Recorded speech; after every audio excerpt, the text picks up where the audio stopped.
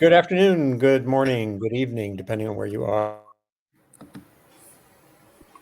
on this fast forward planet. I'm in a conference center in California, away from my home in Wabanaki Territory in Maine for the first time in a while, at a meeting relevant to what we're going to be talking about how to make sense of and make impact facing climate risks driven both by climate change and by community change. And I think it was in 2017 when I was at ProPublica. It was the first time I quoted Steve Strader from Villanova, who has been really pioneering with others, Walker Ashley and others, a methodology for clarifying for communities and anyone who cares to pay attention what the drivers of risk are when you're facing meteorological hazards. And actually, you've done this for non-meteorological hazards like Yeah. volcano risk. Yep. Yep. But I have you on again today to talk about this new paper in Nature's journal, Natural Hazards. And the paper title is pretty straightforward: Changes in Tornado Risk and Societal Vulnerability Leading to Greater Tornado Impact Potential. And this is this classic formula. Risk is the hazard times exposure, how much stuff or how many people are in the way, and factoring in vulnerability or the opposite, resilience. And if you're thinking about climate change or thinking about community risk, you have to be using this formula. I have like a pocket card I should print out for everybody to with that. So I thought we could just walk through it briefly. I caught you. This is totally a pop-up version of Yeah. Sustain. So tell us what prompted this, and I'm going to show some of the leading community. Yeah, of course.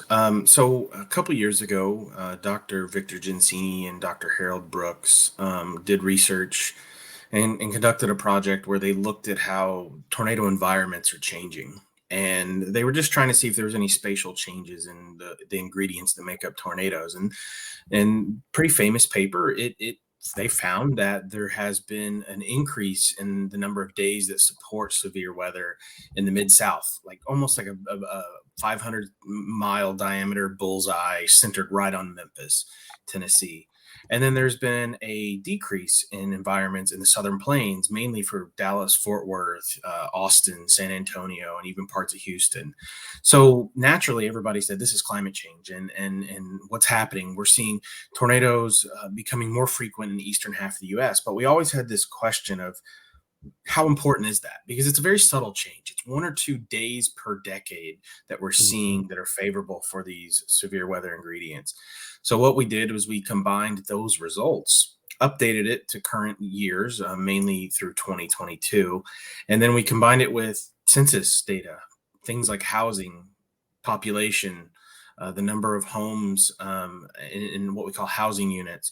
And then we combine it with vulnerability variables, the known factors of social vulnerability that influence disasters, like people living in poverty, non-white populations.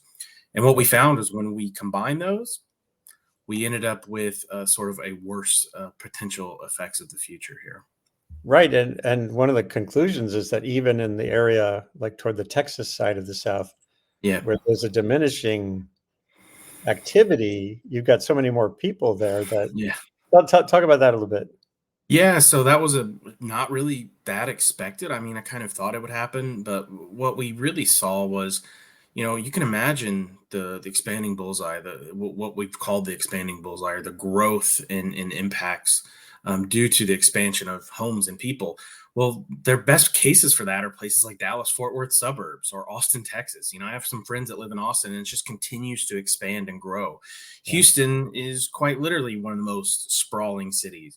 So what's interesting is when you look at the climatological risk in those environments, we've seen a drop in that area. So fewer days supportive of tornadoes, but it doesn't matter because we caught up and then some with our exposure changes. In other words, our population growth and our built environment, the stuff that we build, has outpaced the climate change. In this case, the climate change effects were helping us and lowering the risk of southern Texas, but our exposure growth has outpaced that. So even in areas where we saw tornadoes essentially drop in terms of their frequencies, we're seeing an increase in exposure, which means that it's a bit tricky. People think, oh, no more tornadoes here. But then you look at all the stuff as a community planner or emergency manager, Right. and your impacts have actually gone up despite the drop in the number of tornadoes, which is a bit of a catch-22, or at least sort of a teeter-totter effect. It's a balance.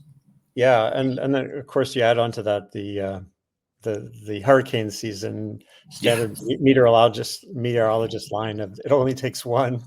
Yeah. So knowing that Yeah. any community has to be understand the hazard in the landscape.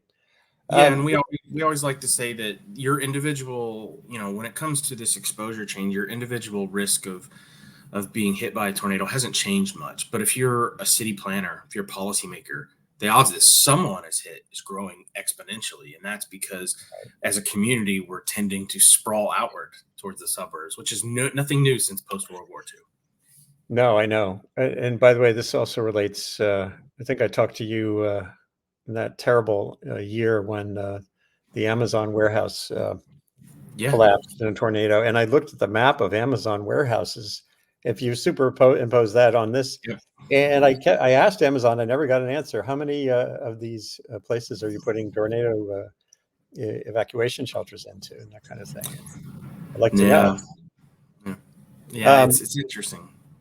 So here, maybe you could talk. This is the two graphics A and B, and just kind of talk through them, even if we mentioned a couple already. So A here is taking Dr. Victor Gensini's data and essentially aggregating it to the counties. And what these numbers represent are the number of days where the environment, the ingredients of moisture and instability, the ingredients that make up severe weather, the number of days of change in those days in a decade. So blues would indicate a drop in the number of days. In this case, maybe the darkest blues of 2 to 2.5 days per decade, whereas the dark reds are an increase in the number of days. So we're talking very subtle changes here, 4 or 5 days in some of the worst case scenarios of change.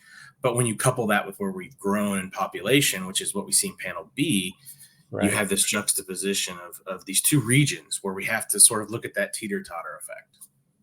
And that's the expanding bullseye. Essentially, there's more people and on the board where the darts are throwing, even if there's fewer darts. Yeah, and then one thing not to get lost on panel A here is I do highlight the area where we have the 95 percentile, so the worst of the worst changes, and that's the Mid-South and the Southern Plains. Yeah. But if you took away those areas, there's a lot more red on this map than blue, which would indicate that the number of days severe weather is being experienced, at least since 1980, in the eastern half of the U.S., where we have a much larger, greater density of people, has gone up, and everywhere across the Midwest, even in the Northeast and along the Black in the Southeast.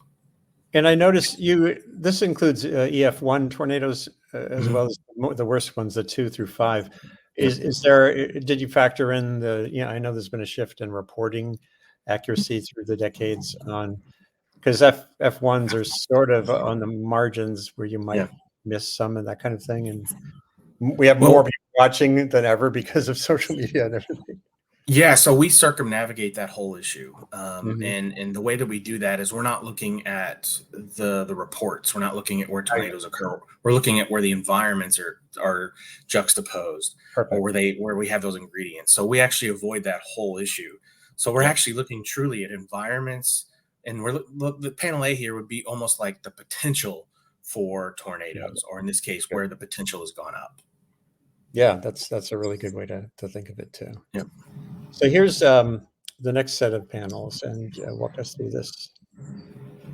Yeah, so C here is the same as panel B, but we're looking at population density. And this is more striking because you could have one fewer person in 2020 than you did in 1980, and it would show up on panel B as a brown. But when you look at the density of people, this is showing us that we're clustering more. We're having greater density in particularly areas outside of these large population centers. So these are the suburbs and the exurbs that are growing. And then D, I think, is the real message behind all this, which is if you look at the county level and you match up specifically where we have almost, if you overlaid panel, in this case, panel A and B, what do you see here in D? And that's red is where you have sort of a two-headed dragon, and blue is where you're actually doing okay. you're better than you were in 1980, but those are Right. few and far between, and really limited to the high plains. It's the everything else that's a little bit scary. In my case, I think green and red here are kind of the biggest concerns, because that's where we have this mixed messaging going on. Right. We think about the environment changing with climate change, but we have to also remember that the population is driving that and changing as well. It is not a one. It's not an if. It's not a. The better way to say this is not this or that. It's and. Right. And it's worth noting in this map that this goes well beyond the south, Yeah, right up the coast. exactly. Yeah, Look at, I mean, the I-95 corridor shows up. Yeah. So, yeah. Yeah. Well, again, this is really important work, and hopefully it gets to where it needs to go in terms of people making decisions about zoning or building codes. This slide's a little distorted, but basically I'm saying we're building tornado vulnerability. We've talked about this many times. And I did a piece on my Substack thing a year or so ago where I was looking at the building boom.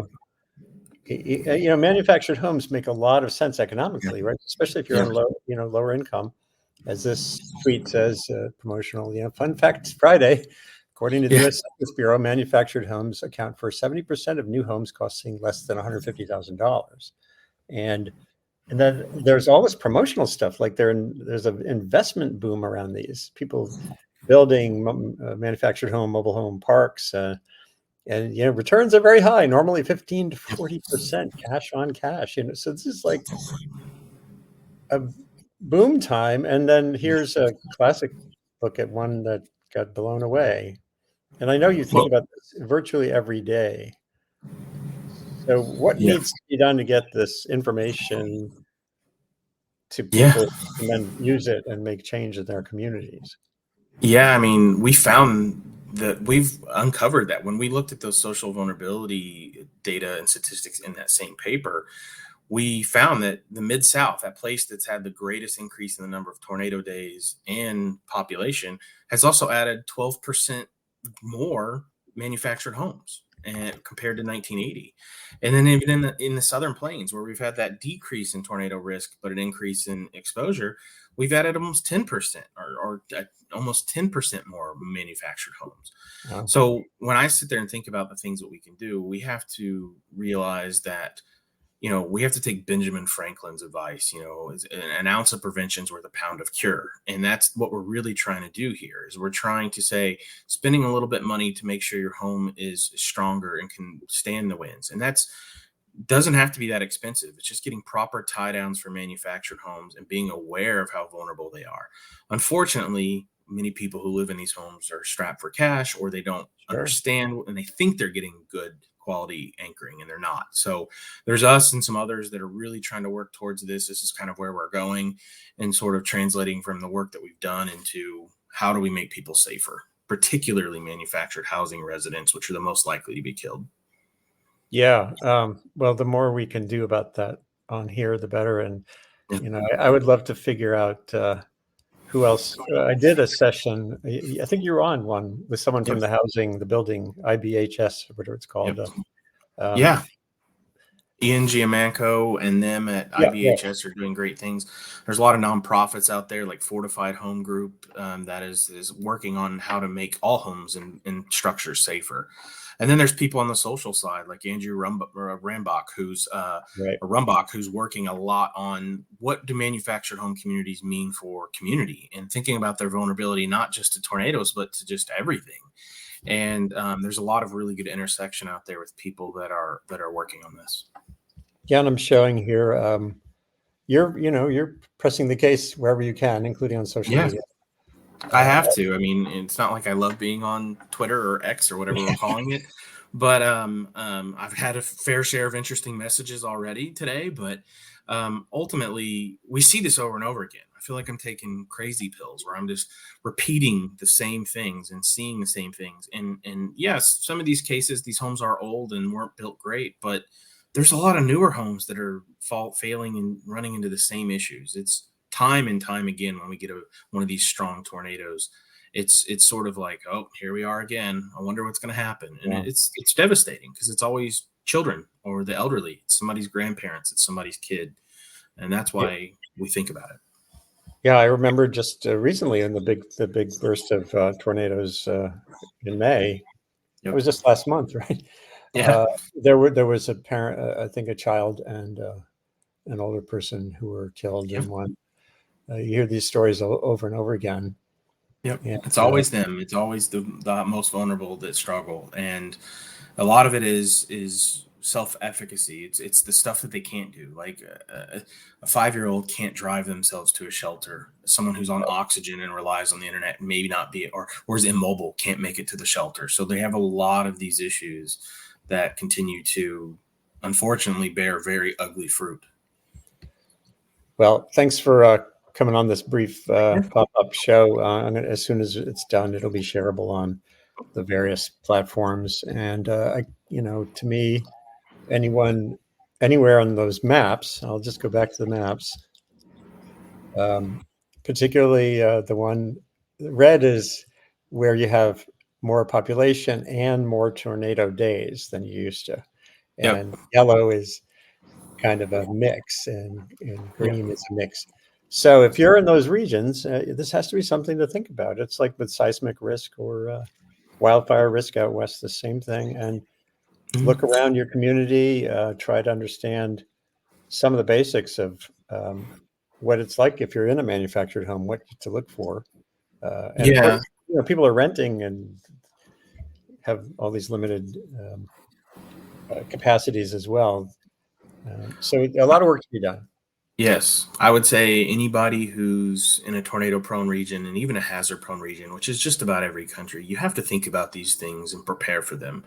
You never want to be that person that says, I wish I would have done this. You always err on the side of caution and understand the challenges that are facing you. But at the same time, you still have to take some responsibility and do what you can, or at least reach out to those that can help you. So neighbors, family, friends are very vital when it comes to safety, particularly to tornadoes. So you should reach out to someone who can either be a telephone buddy or something, but make sure that you have a way to receive the warnings and a place to get to shelter. It literally can mean life and death. Okay, and one of the key takeaways here too is this whole idea of Tornado Alley being a place. Yeah, yeah, it's It, not. it's more a syndrome Yes, yes, than a place. it is not a place. It is Right. Tornado Alley is where we get tornadoes. There's some areas that get more than others, but that doesn't necessarily mean that there's people there. So you have to be aware of the differences here. All you got to do is go back to Hurricane Ida remnants and look at some of the tornadoes we've had in the Northeast. We don't think of Tornado Alley being there, but we've had a lot of tornadoes and they typically hit things. So you have to be aware. All right. So again, this is Stephen Strader at Villanova University, who is the lead author on a new paper, Changes in Tornado Risk and Societal Vulnerability Leading to Greater Tornado Impact Potential. And the map is wide and broad, and I hope people are paying attention. You can find him on Twitter at Stephen with a PH, M Strader. Google for his last name and tornado, and you'll find more than you ever wanted to know. I'm Andy Revkin. This is a quick pop-up episode of Sustain What, and you can get a hold of me anytime using that scrolling bar at the bottom. Thank you, Steve, again, as always. Yeah, thanks for having me.